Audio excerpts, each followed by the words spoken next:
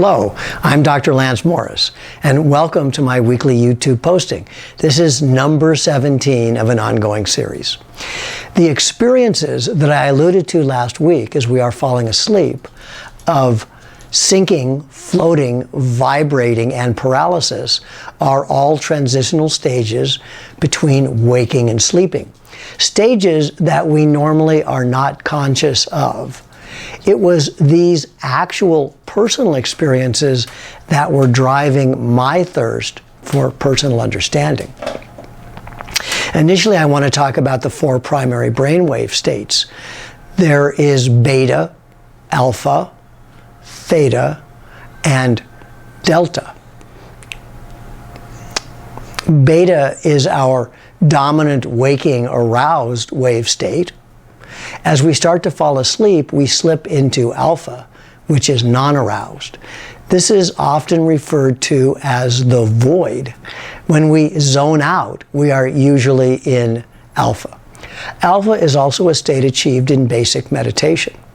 Theta occurs when we are daydreaming or in a flow state where ideas and tasks meld together effortlessly. Delta is deep sleep.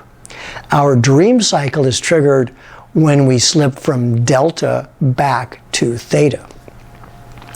At some point in the transition from waking to sleeping, we shift control from the somatic part of the nervous system that allows us to control skeletal muscle.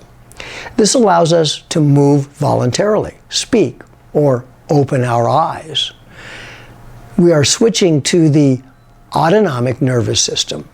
This automatically controls heart rate and breathing and effectively disconnects us from conscious muscle control during our sleep transition. This shift occurs automatically every time we go to sleep. And the transition happens so rapidly that we seldom are aware of it.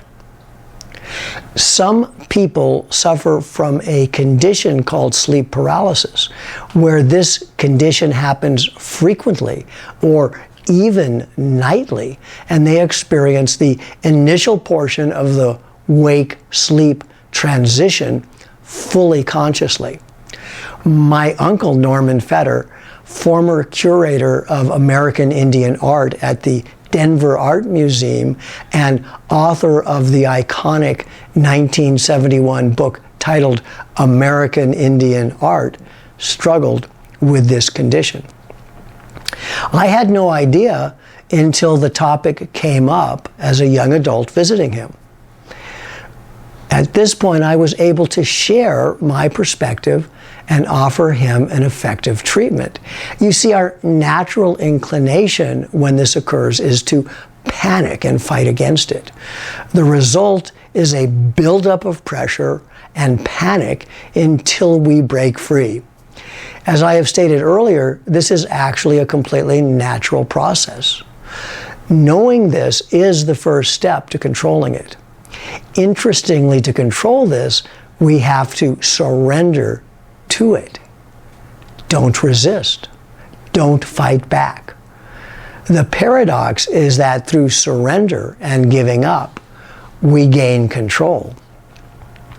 As is common with surrender, the control we get is often different than the control we thought we wanted. You see, as we surrender, releasing our fear and panic and intentionally acknowledging that what we are experiencing is natural and okay, the sensation of sinking, floating, or vibrating often intensifies. And then there is often a pop, and we discover our consciousness outside our body. When we look at the physical shell we have just left, it is common to revert to panic again. And as soon as we left the body, now we've returned to it, often with a slam and a headache.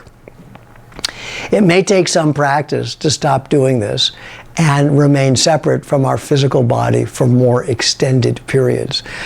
Please join me next week as I share the first technique I used to separate my consciousness from my body shell. Don't forget to subscribe, like, and share.